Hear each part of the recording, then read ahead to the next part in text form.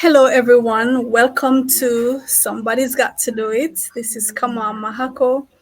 And joining me in studio this morning, we have the lovely Danielle Dowie. All right, so Danielle is going to be sharing with us what it's like to be. She has many hats that she wears. So welcome, Danielle. Hi everyone. Thanks for the warm welcome and Yes. it's good to be here.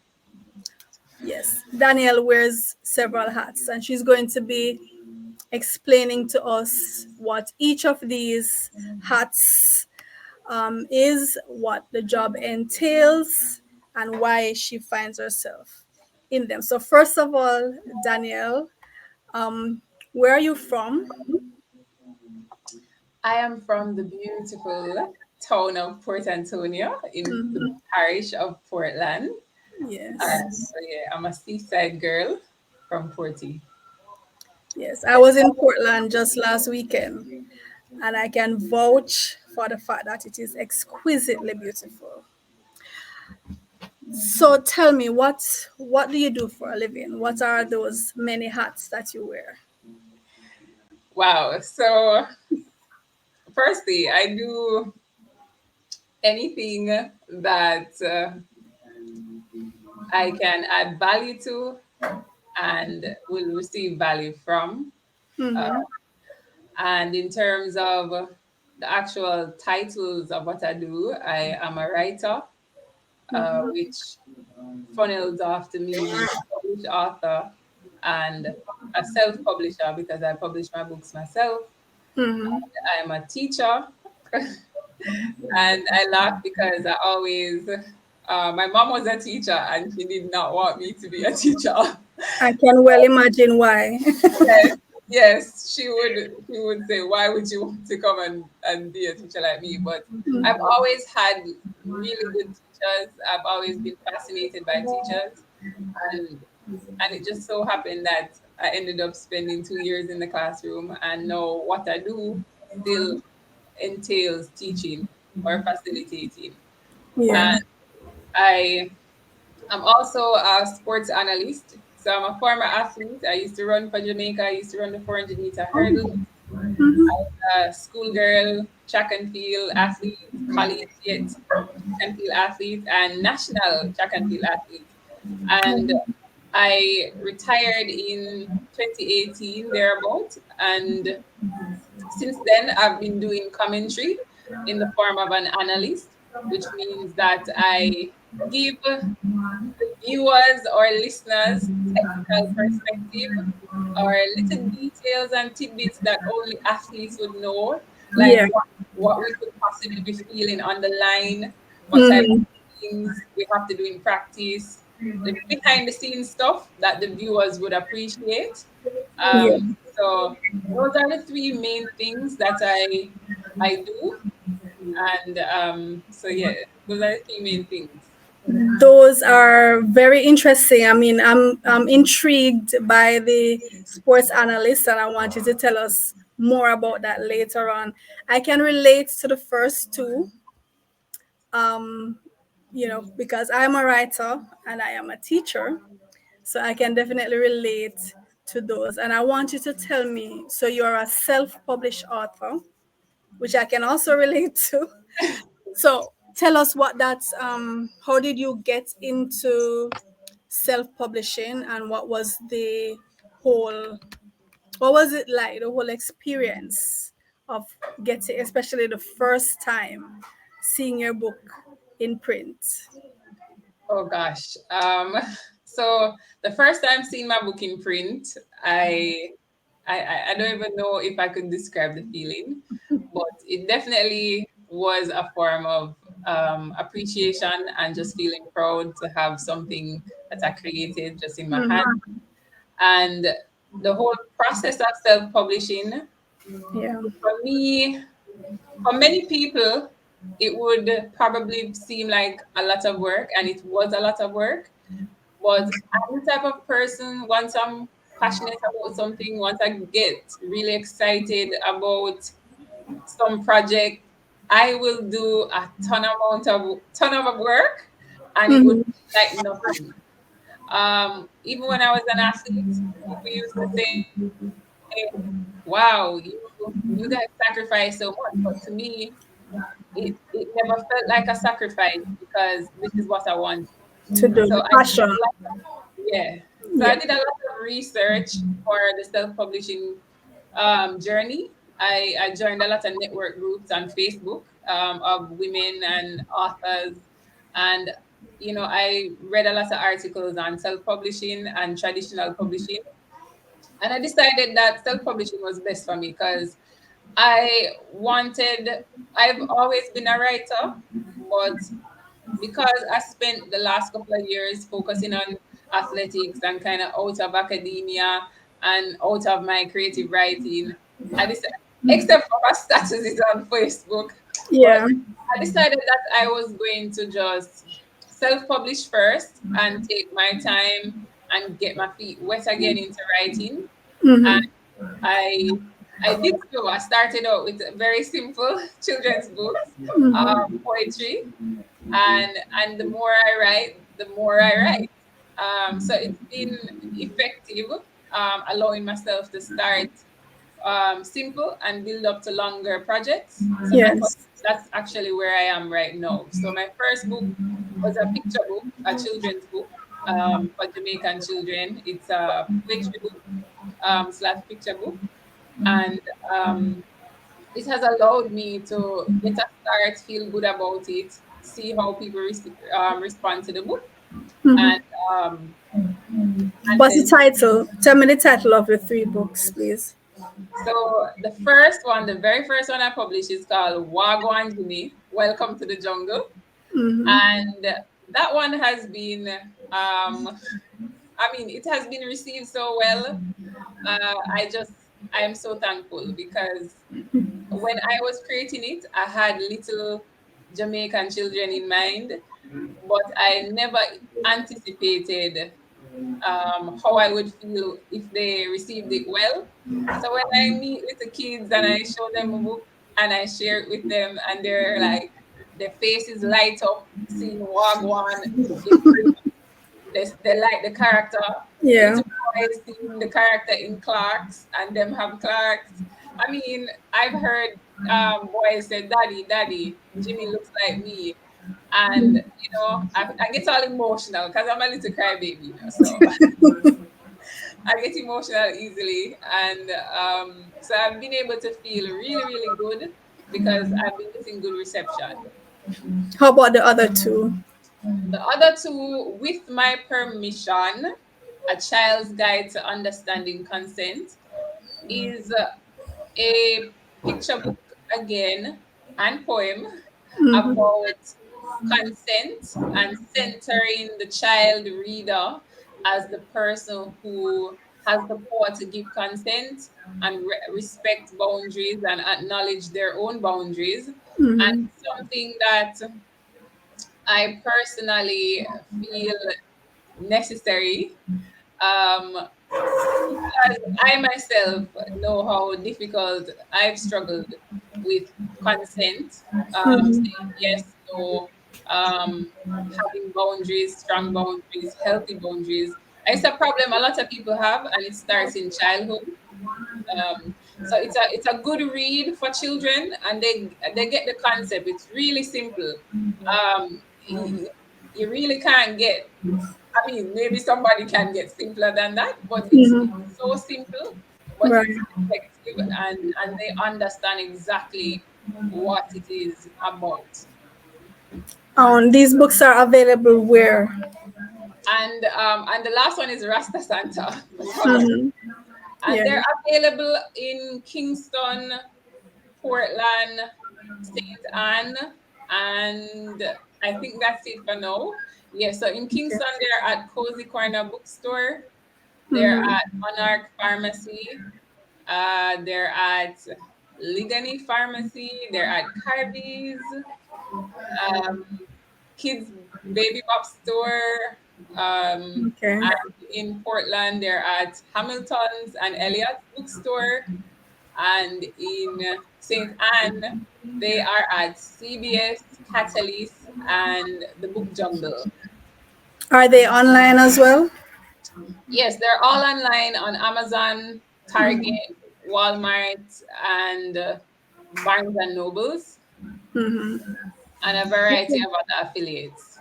That's awesome, Danielle. As a fellow author, I can tell you because I understand the process and I understand the joy as well, seeing your work in print, holding it in your hand, and also seeing other persons how they respond to it. So congratulations, and I hope that you'll be able to put more books out.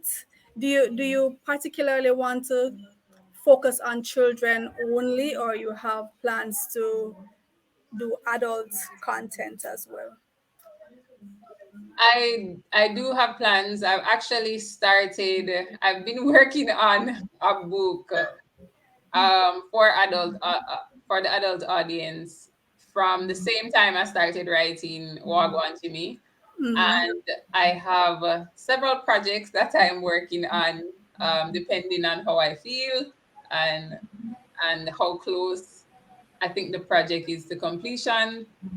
Um, so I am going up in stages. So I really started at picture books, and I'm actually following that path of getting longer and longer in my writing.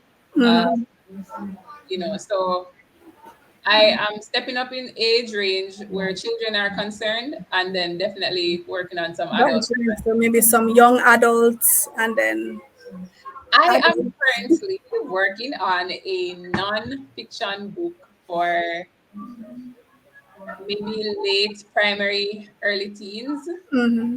And I have another children's book, picture book for the similar audience for Warman Jimmy and the others that should be coming out soon. It's actually it's another animal book. Yes. Excited about it, actually. Okay. I love your fro, by the way. Thank you. Thank Yes. So tell us about the teaching, no, the thing that you were warned not to venture into. Yes, You're a yes. brave. You're a brave person. I did not know what I was getting myself into, but I I see my students, my former students, because I did 2 years in the classroom and I had to end it. I was planning to do three, but I had to end it prematurely because of medical reasons. And I I when I see my students in Port Antonio, I feel so connected to them. I can imagine how my original teachers would feel every time they see us and just want to know how everybody is doing. And I only had 2 years worth of students, and I feel so enriched by them. It's definitely a process teaching every day in the classroom. I was learning from them as much as they were learning from me. And I was grateful for the opportunity to be able to impact them and to be impacted by my students. I Yes. was not prepared for the workload. It was a lot of, I started teaching during COVID periods. I really didn't have a fair normal. I didn't really have a normal teaching time Mm-hmm. experience. I started teaching online. Um, Okay. my first year was online. My second year was phased in with under COVID restrictions. I ended up doing a lot more than a normal teacher would because I was teaching during COVID years. So Yeah. that What were some of the challenges generally that you saw? Because you have a lot of teachers leaving the classrooms now, locally and abroad in many countries. Teachers are under a lot of pressure, not just from the workload, but also from the challenges that the student body and the parents bring, the aggression and non-conformance and so on. What are the challenges that you faced in the classroom? So, one of the first things that I was met with were a lot of students were not familiar with basic social graces, Mm-hmm. just manners, just just respect, and immediately that stood out to me. And it's one of the things that I, made sure that my students know it's very important to show respect to your teachers and to yourself. And Mm-hmm. so I was one of those teachers would be like, they know they can't pass me and not greet me properly in the mornings. Yes. So I had the generational difference. I had students who were coming to school in droves that were not well groomed. And I Mm-hmm. say this as somebody who don't like to do her hair, but I had students who a lot of my students were struggling with poverty and not being truly supported in a way that would be ideal. Mm-hmm. They came to school with all sorts of issues, um, being unable to focus in class, being disrespectful in class, and just kind of being afraid to try. One of the most common things I saw when I was in the classroom was students being afraid to try. Mm-hmm. It would puzzle me, it would frustrate me.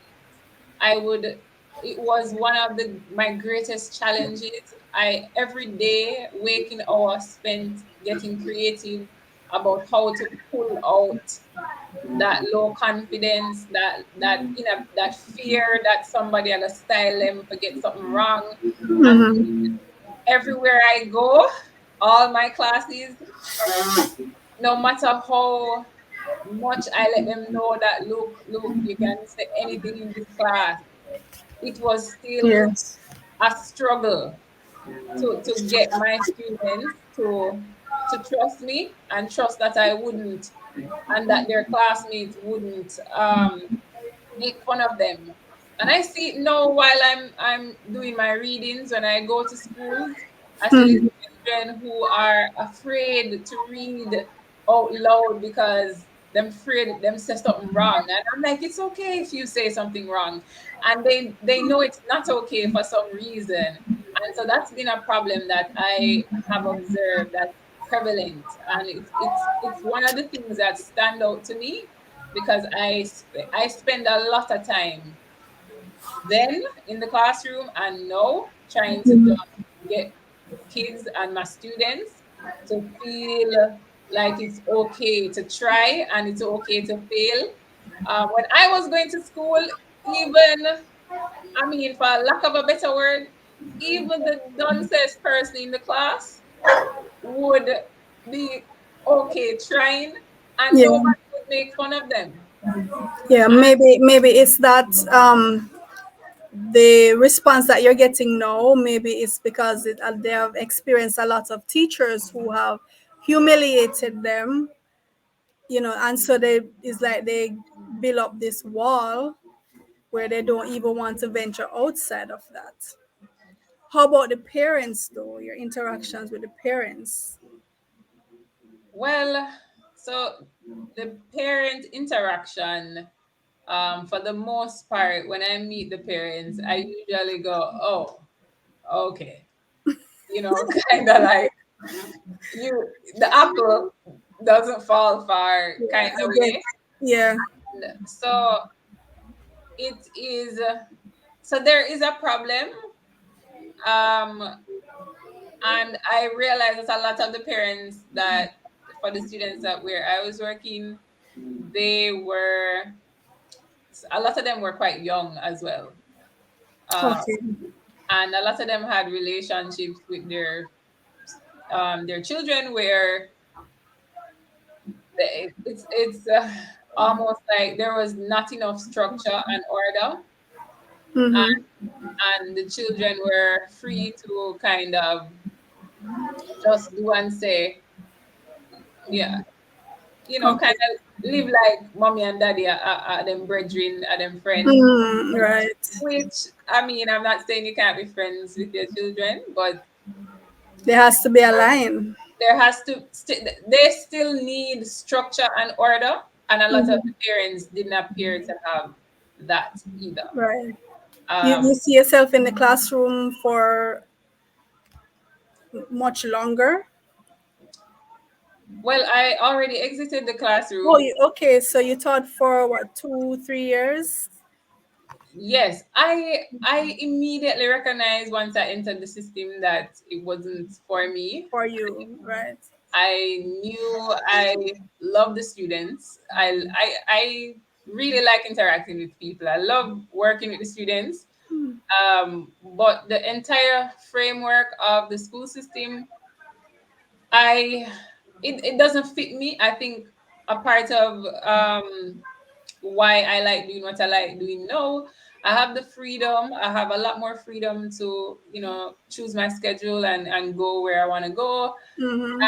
And the school system is a little bit more rigid than that.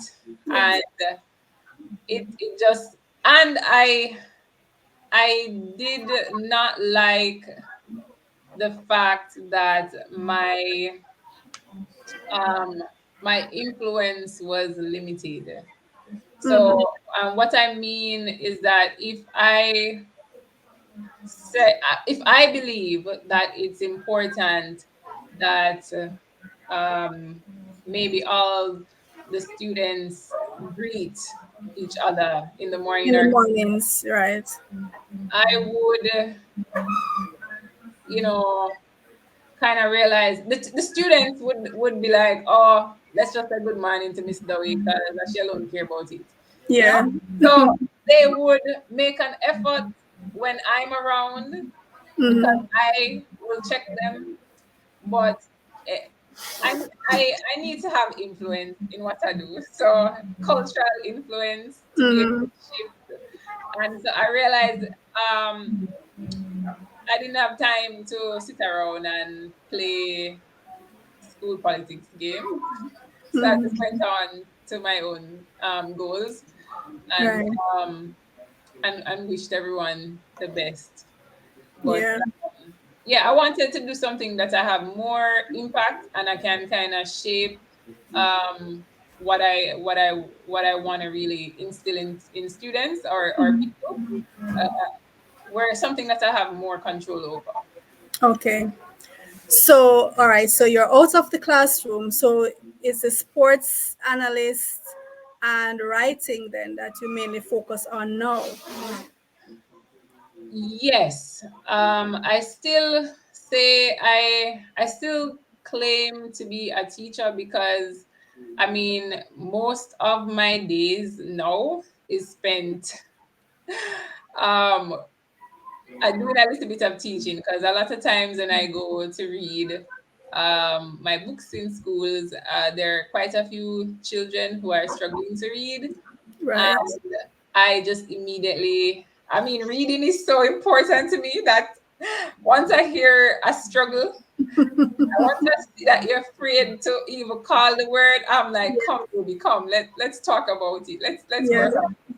I was like, what sound does this make? And I just get into that mode where Mm-hmm. we have to get you to be able to read before I leave. Come. That's awesome, Danielle. That's awesome. Yeah, So because a lot of our children do struggle with reading. yes, Yeah. it's something that I've been observing going around to the different schools. And so I'm now in the process of thinking, how can I be more make more impact in terms of literacy rather than just going in for a day to read my book and then leave. I'm Mm-hmm. thinking for next year, maybe for the next school year, which starts in September, maybe I could spend a longer time with Mm-hmm. a particular school and work with certain students. Mm-hmm. Just trying to feel it out, brainstorm how I can do that in the future because definitely there's a need for intervention in terms of literacy, and that's something that I am naturally into. I feel Yeah. connected with. So it's really something that I've been thinking about. I'm reading a lot of books on it. I'm reading one that's how to teach babies how to read. Mm-hmm. I'm really trying to figure it out what I'm going to do Okay. about that.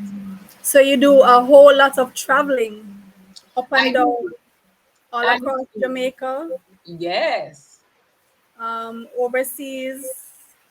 Not much overseas yet, but I plan to because especially my brand Jamaica books, they are received so well Mm-hmm.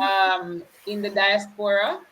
And with my permission was, I mean, I got a notification the other day that it was recommended by a top US pediatrician as one of the books to help, um, you know, children kind of build up their self-esteem Esteem, around right? boundaries and Yeah, in that's order great. to prevent sexual assault and stuff like Yeah. that. And I was so ecstatic. I was like, wow. I was like, how did this lady find my book? And so I've been getting those three books. I've been getting good feedback, Mm-hmm. and I do hope to go to the US and kind of get the brand Jamaica books to Jamaican stores because I've done it before. I visited my aunt and went to a Jamaican kind of supermarket restaurant place in South Mm-hmm. Carolina, and they they sold off. I tested out a pack of books, and they sold it off in a day. And Oh, yes, and so I definitely think that would be a great idea. So I'm looking. I have that in mind. I just haven't touch had the opportunity to touch the US market like I want to. okay. All right. Well, we're going to share some of your picks with Oh, our audience, and so they can see you on the job. Right. So what I want you to do for me, Danielle, as the picks are shown, just tell us what are we looking at, what's the background, okay. uh, so you can start as soon as you see the first pick. Okay, so this is me in studio at Sportsmax during 2021 for the Olympics. We did Oh. commentary. I don't remember what day it was, but I was super cold in studio. You can see me zipped up. But that's for Olympic commentary. Okay, and this one. This is another day in that same studio uh, for the Olympics again. And I hope to work with them for the next Olympics. So I'm excited for that commentary. I imagine you have to do a lot of prep A lot of preparation and for the research. Olympics because Yeah. it's the entire world. You're having to look at all the events as well, because you never know what you'll have to commentate on, Mhm. what you'll have to give feedback on, and you just have to become step outside of what events you're familiar with and get a wide range of knowledge to be able Yeah, to tell you have what's to be happening. versed. Yes. Okay. So That's this lady from the 70s here. yes, so that's me wearing my afro to school. Yeah. I try to I wear my afro quite a bit because um again hair is one of those things that is a hot topic, natural hair, afros. And Mhm. so, I wore my hair like this a lot to let my students know that it's okay to wear your natural. Yes, absolutely, absolutely. Okay. Oh wow. Yeah, so this is me at a basic school in Portmore. Their name is slipping me. Yeah. The children, oh, these were the little dancers that went wild when I played the Wagwan Jimmy song. And I did a reading with them. They were so happy. And when I was leaving, I was getting so many hugs that I didn't want to leave. And everybody was like, bye, Jimmy, and the lady with the pink pants. Oh, I can see the faces. Yes, So that's Jimmy there with in my beside him. hand. Yes, That's that Jimmy. Okay. you can't see too well. Yeah. This is This Jimmy here in the front. Yes, you see, Jimmy has on his Clarks. So I want the character. I wanted the character to have, hair, and style of dress. He has a bang around his chain, Mm-hmm. the pendant. He's in a marina and shorts, and he's wearing Clarks, and he has a slingshot. So things Yeah. that Jamaican kids can relate to. Relate to. Yeah. And these three lovely students, they're from Clonmel Primary and Infant School in St. Mary. I went there for Read Across Jamaica Day. My mom's teaching college roommate invited me to her school, and I lost my mom 2 years ago. And so Oh, I just, felt really, really like I wanted to do this for her teaching yeah. college roommate. So I was so happy to go there, and they treated me so well. So big up to Clonmel Primary. Okay. And I love this. I really love this. It's my profile picture on my publishing page on Facebook. Mm-hmm. You know, I kind of get these really sweet moments from children when they just come up to me with these little angelic arms and just embrace me, and they want to see the book. They're so fascinated by it. So it was just me reading for her and kind of showing her the book, and it was just a very touching experience. Wow. This was a challenge. I did. Where is this? This is at Cozy Corner Bookstore. So this is one of the places that my children's book is at. And I had an author reading. Mostly it was toddlers, 2-year-olds and thereabouts, just under. So the book audience is really 3 to 9. So it was a challenge to get really creative and even more playful with the younger children. Mm-hmm. I like every day I'm constantly learning what works and what doesn't work. And I'm now able to go into an environment with different students or children and switch up immediately based on the type of reception and the age range and the background of the children. So Yeah. it's a challenge, but I welcomed it, and it ended up being a great day of reading, singing, playing, and craft. We made a lot of craft events. The children had made craft faces, paper plates of their jungle animals that were in the book at the end. So it was really fun. This looks like you're about to dance and sing. I wish. So this was Poem Words and Agro Festival. It was held in Portland at the end of April. Mm-hmm. And I always wanted to do dub poetry and do performative poetry. And I was so afraid. And my friend who put on the show, Rastakura, he asked me, invited me to read Wagwan Jimmy for the audience and tell them about the book. And so I Mm-hmm. did. I did, and it was so well received that they're like, go back up there. I love the barefoot pants. Thank you. Once it's 70s related, I'm gonna see it. So, okay, what's happening here? This is at a stadium. Yes, this is at National Stadium last year for Carifta 49. And Jamaica hosted Carifta Games. And I normally commentate from behind the scenes. You hear my voice Mm-hmm. and you don't see me.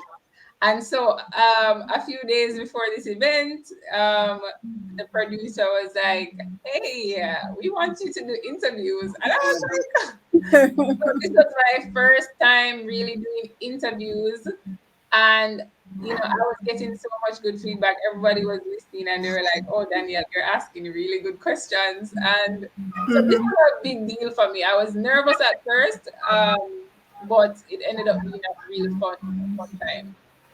Yeah. Yes, so this is me going through results, doing my fact checks, to prepare for my interview at the stadium. So, and I had actually, so I did, not only I did a trackside interview where you interview athletes after the races, Yeah. did a sit down interview on the TV set, as well. So I was fully on camera, fully getting a taste of media life, Mm-hmm. from in front of the scene or on the scene. And I don't normally do that. I'm normally behind the scenes and you only hear my Well, voice. I'm sure you rose to the occasion. I certainly did. Yes. You know, the saying that they say it's better to be prepared and not have the opportunity than to have the opportunity and not be prepared. So I am sure that with all the preparation that you have had, even though you were behind the scenes most of the time, but then now given the opportunity, you rose to it. And that's what life is. So this is you interviewing one of the athletes. Yes, this is Javon Blake. He's one of the top 800 runners coming out of high school. He went to Jamaica College, and it was really refreshing interviewing him. He was an outgoing senior. He's one of the geniuses that were featured for having like 19 subjects all ones. Okay. So I don't remember which Ivy League school he's running for now, but he's a really really cool young guy. And that's awesome, because he's able to balance academics with sports, which very few people are able to do or Yes. even see the necessity to do. A lot of people think that it's either or. Right. So this is another part of the author life, especially the independent author life, that Mm-hmm. I wasn't prepared for. I magically thought that I was gonna just write the book and it just gonna just magically sell itself. And Mm-hmm. I've realized that I've had to step up my marketing and sales, and I have to go and mingle with the crowd and other creators and other artisans. This is my Mm-hmm. booth at the Kingston Night Market on Hillcrest. It's a lovely space, so do feel free to go check it out. I And need to. I definitely need to. it's really, really nice. You would have a great time. And entertainment section starts around 8 o'clock. How So often is that held? every Tuesday. Oh, I Yeah. need to check it out. So you're going to have to give me the info. Yeah, man, I will. It's really worth going. Every time I go there, I feel so good. I have a good time, and I'm always telling people you have to go and check out this space. Mm-hmm. So Definitely on my list.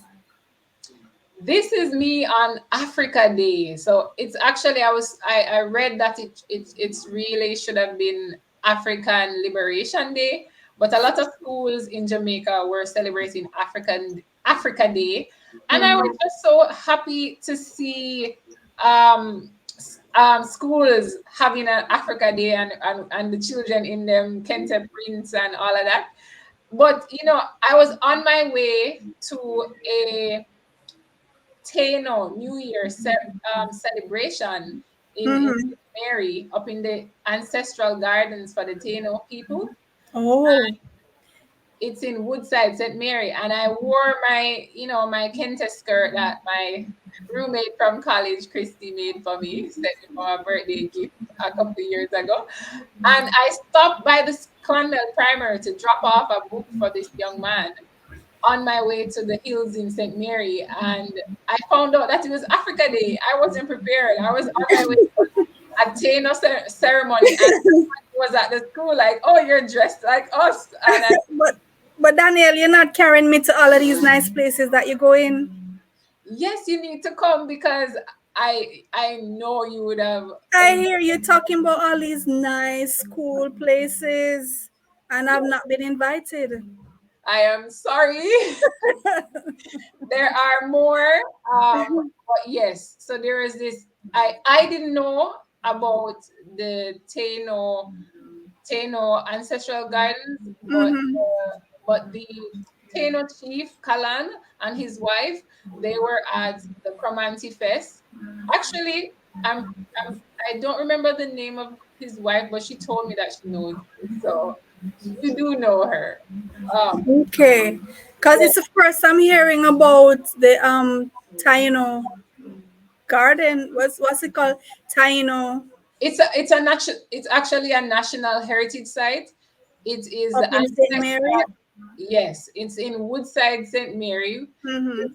It's called the Ancestral Gardens, Ancestral garden. Okay. and you have Taino artifacts that have been kind of protected. You have Mm-hmm. a daddy rock that, and you have the Taino steps that were carved out in stone. You Okay. have a Taino goddess that we went to and paid tribute to and offered fruit offerings to her at Abe. Um, and it was, I had the opportunity to witness and participate in a Taino traditional ceremony. And Oh, it wow. was a really spiritual and wonderful experience to kind of see how the ancestors did things. And we learned some Taino words that I don't remember, so don't ask. We sang a Taino song. But it was my first time at one of those events, and I want to go more so I can learn. We have a Taino museum here in St. Catherine at White Marl. I probably need to visit that. Yeah, we have a Taino museum. So we can switch and you take me there and I'll take you to our museum. Okay. Who's this little one? This is Jordan. His mom and I went to Titchfield together.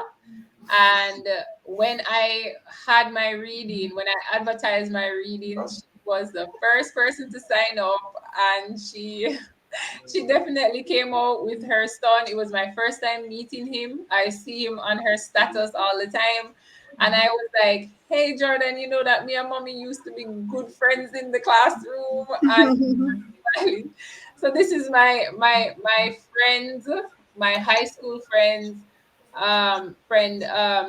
Jordan. He's 5 years old, and he was so happy. She said that she had been asking me where to buy the book, and and she said he came home one day talking about Wagwan Jimmy, and she's like, how you know about it? So that today, this day, they actually got the opportunity to have me read it live with him and the other children, and sign his book for him, and I gave him the song for him to have to play. So it was really fun, finally meeting him, and I really love this picture that his mom took of us. Yeah. We have a saying, we know you're from in a belly. Yes. Okay, so thank you for sharing those pics with us. We always want to. You see, the idea behind this channel is for us to appreciate each other, right? To appreciate what we do. When you wake up in the morning and you go out, whether you go out or you stay in and work from home, you're adding value to this life, you're adding value to those around you, and we want to appreciate what we do, right? We want to find out just what it entails. Is there anything about either of the jobs that you have taken us through, whether the teaching or sports analyst, the writer? Is there anything that you think most persons wouldn't know or most persons wouldn't appreciate or a lot of persons misunderstand about any of these jobs that you do? Um, what can I say? Writing, I feel like I always hear people say, aspiring authors would say to me that they are not, they're afraid to call themselves writers because they're not Right. published. Oh, Because they're because not they're not published, published. Okay. and they're afraid of their work because they have doubts. They don't know if it's good enough. And Mm-hmm. so I had I had similar doubts about my books. It's not until I went I went ahead with my ideas, and and see how they were received, that I started to strengthen my Mm-hmm. my my belief in my book. So I feel like I'd want to say that from you write, you're a writer, and you should be confident Yeah. about what you write, and it does not have to be perfect for it to have value. Mm-hmm. It doesn't have to be error free, perfect grammar. That's not your job. Your job is to write what you feel, share your message, tell your story, and Yes. the editors will take care of the rest. Yes. I heard you say something about the writing that you wrote the book and then you kind of expected that the book would sell itself.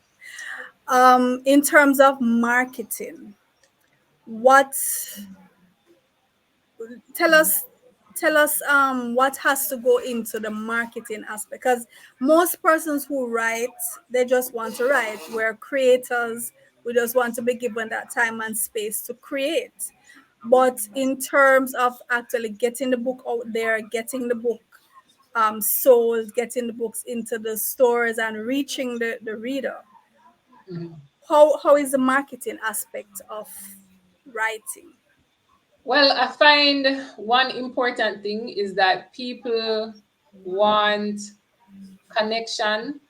When I was publishing my book, I had a lot of people tell me, say, Jamaican people don't read, nobody not gonna buy my book. And I didn't, honestly, I was thinking all my sales would come from foreign. Mm-hmm. And when I look at what's happening now, it is local people from all economic class, from all background, that are who are supporting my books. People who are happy to see somebody publishing. They connect with me in some way. They like the story. They like the effort. It's just local people looking and saying, "Wow, a young lady writing, doing books for children." I get Yes. support from so many different angles locally that I just have to say I'm super grateful, because I kind of wondered if it would have been received well locally. And then again, my first book is bilingual, so I have people take it up and see the patois and put it back, and Mm-hmm. lard patois in there, and Mm-hmm. and they open it. Wow, really? Oh yes, and then they open it and them see the English, and they want to be upset that the patois is there, but the English translation is right below it. Okay. And so I have people who now end up loving it and happy to switch reading. I've Okay, so you have the patois and then the English is right on the same page for the same all page. pages. This is how all the pages are structured. All the pages are structured like that. Okay. But Okay. all my brand Jamaica books are bilingual. So Rasta That's Santa, interesting. That's very interesting. yes, and I use the standard spelling from the Jamaica Language Unit, uh, Mm-hmm. to write the Jamaican text, and Mm-hmm. kind of let people know that, look, what we were told, that patois, has no structure, has no rules. It's not true. It does Yes. have a structure. It does have a way to spell it. And so I when I found that out, I was almost 30, and so I said, I don't think it's right for the next generation to know that we have a to don't know that we have an alphabet, Mm. know that um patois can be written in print. And so I see so many kids when they look at the word wagwan, in their heads you can tell that they know it's wagwan, but they can't believe that wagwan is on a book. On it, right. And I get to watch them sound it out and look at me like it sound like wagwan, but it can't be wagwan. Are you sure? And then when I say yes, it is wagwan, their faces just change, and Yes, and I and it affirms their identity because language is a part of our identity. And when you mm, tell Jamaican children that patois is inferior, you tell them that a part of them is inferior. absolutely. I'm all about. I love our Jamaican language and I promote it. When I go into, have you been to Island Grill, Yes. and you see almost all their meals, they have a patois name for it. Hmm.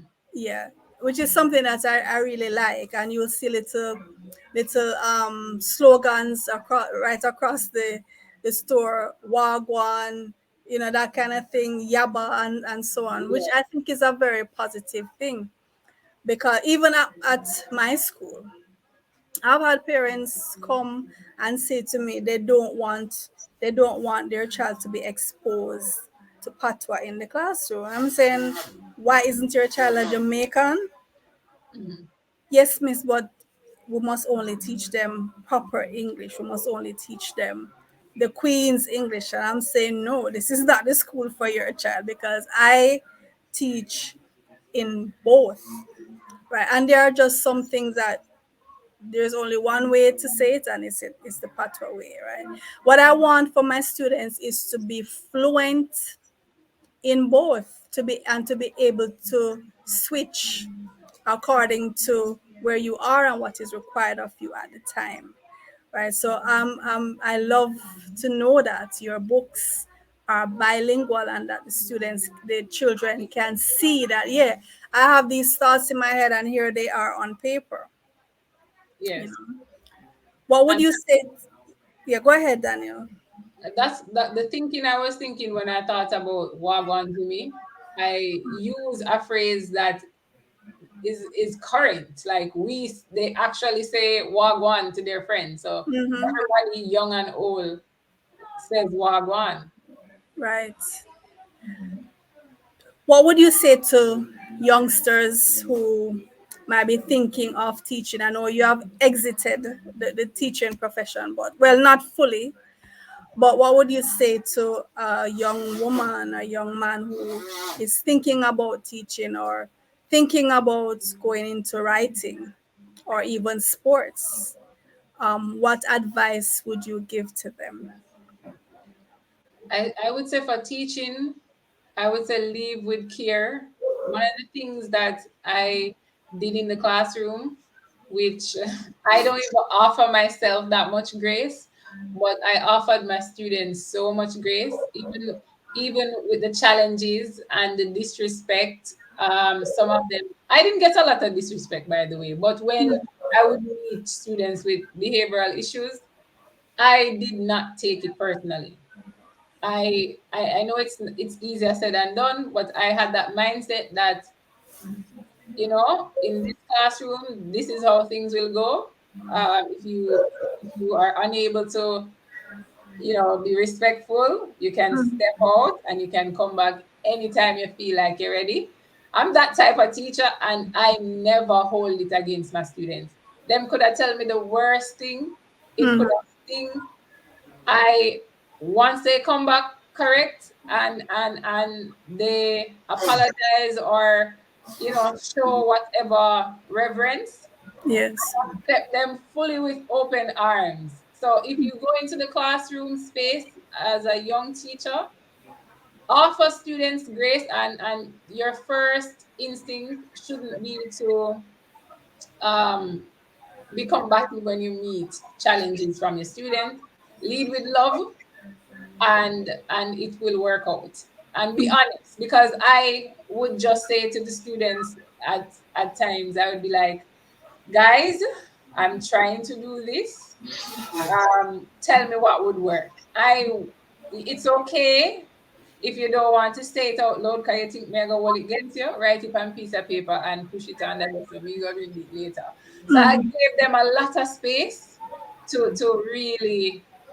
share with me because I wanted to be better and I really wanted to help them in the best way possible. And Yes. it worked for the most part. It did.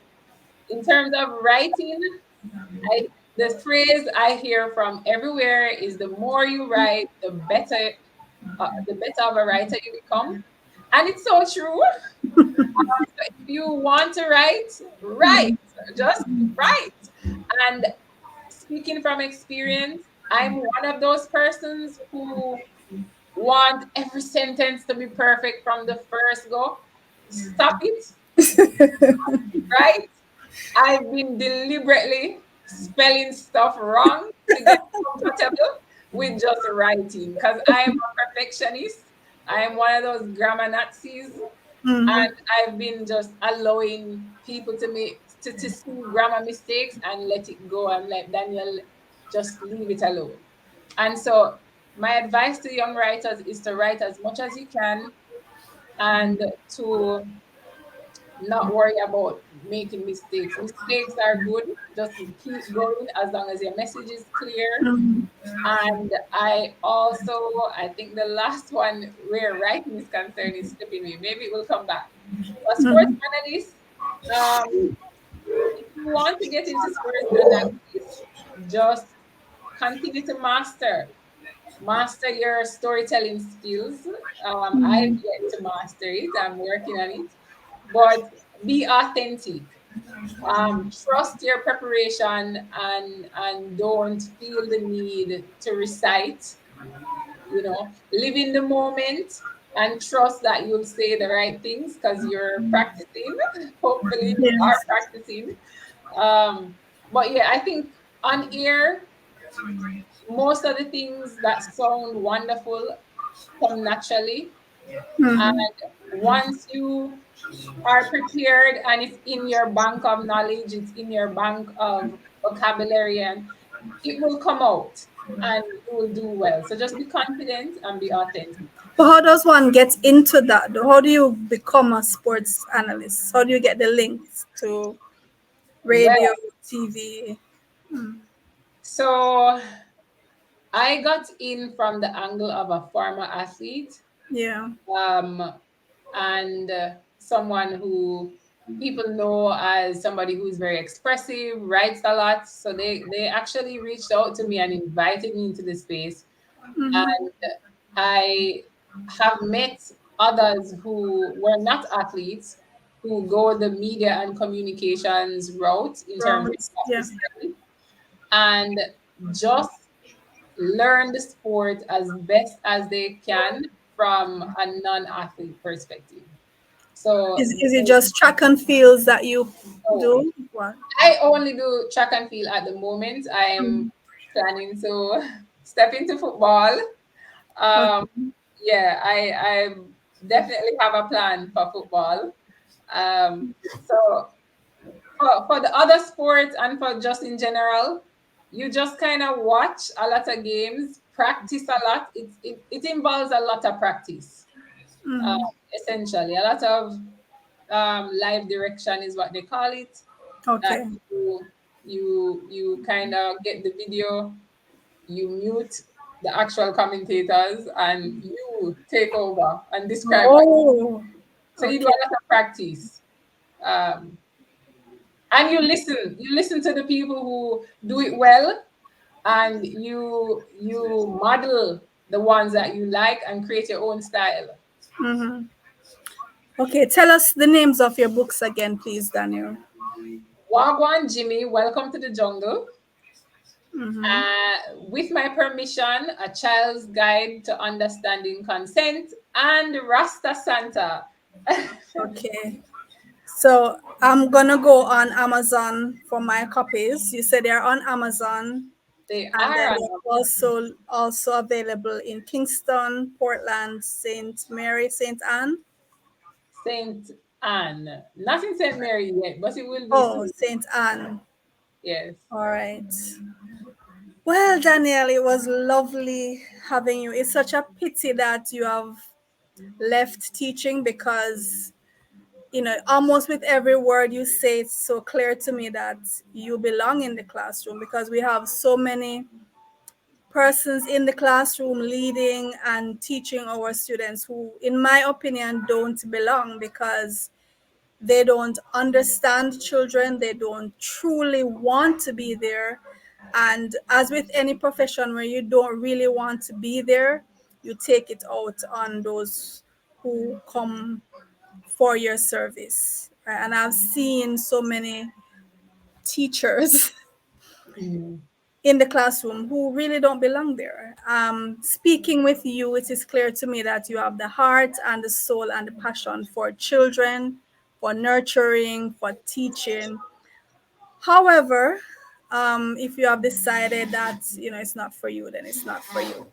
And clearly, Danielle, you're so full of passion for other things and putting your soul into everything that you do, into your writing. I want to encourage you as a writer myself.